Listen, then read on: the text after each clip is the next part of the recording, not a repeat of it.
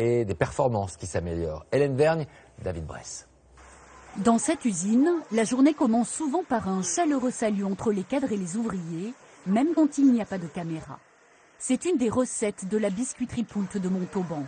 Une bonne humeur au travail née d'une organisation neuve, moins de chefs et plus d'autonomie pour les salariés. Moi j'ai travaillé beaucoup dans des usines où c'est qu'on était restreint, on n'a pas envie de travailler.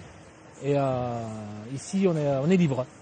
On est libre de faire ce qu'on souhaite pour le bon fonctionnement de l'entreprise. C'est pas le pays des bisounours quand même. Des fois j'y crois. Mais non, on a quand même une réalité de production qu'il faut vraiment respecter. Ici, on fabrique 20% des biscuits vendus dans la grande distribution française. De grands groupes pour clients, forcément beaucoup de pression pour les 400 salariés. Mais ça, c'était avant. Moi, j'ai eu pleurer souvent sur les lignes avant. Ah oui, parce qu'on nous mettait la pression. Et oui, alors que maintenant, bon, voilà, ça c'est... Je ne l'ai pas revu depuis. Bon, y a du conflit, comme partout, quand on travaille en équipe, il y a toujours un peu de conflit. Mais ça se règle entre nous.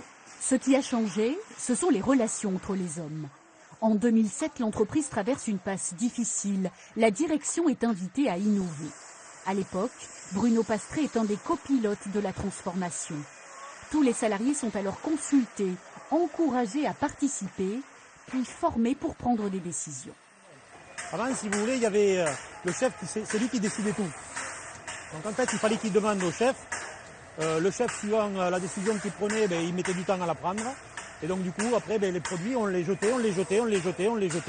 Et puis après, juste à dire, on arrête, on répare. Voilà. Alors que là, aujourd'hui, ils sont autonomes, ils arrêtent quand ils ont besoin d'arrêter. Ils prennent les décisions de suite, ils n'ont pas besoin d'attendre. Et donc on gagne du temps. Du temps gagné, de l'argent aussi. Les performances économiques de l'entreprise sont améliorées. Plus heureux, les salariés travaillent mieux, notamment grâce à ces mini-réunions. Ici, on s'écoute, quel que soit son grade. Les idées de chacun sont retenues ou au moins exploitées dans un premier temps. Chacun est plus ouvert, chacun participe, comme aujourd'hui, à des groupes de travail. Et dans ce contexte-là, c'est vrai que c'est très important. Chez Poult, tous les conflits n'ont pas disparu, mais les salariés ont appris à les gérer. C'est comme une école, quand on laisse un peu trop de liberté, il y a des gens qui vont au-delà de la liberté, donc il faut recadrer ces personnes-là. Il y a du bien et il y a du contre. Mais on y arrive petit à petit à gérer tout ça.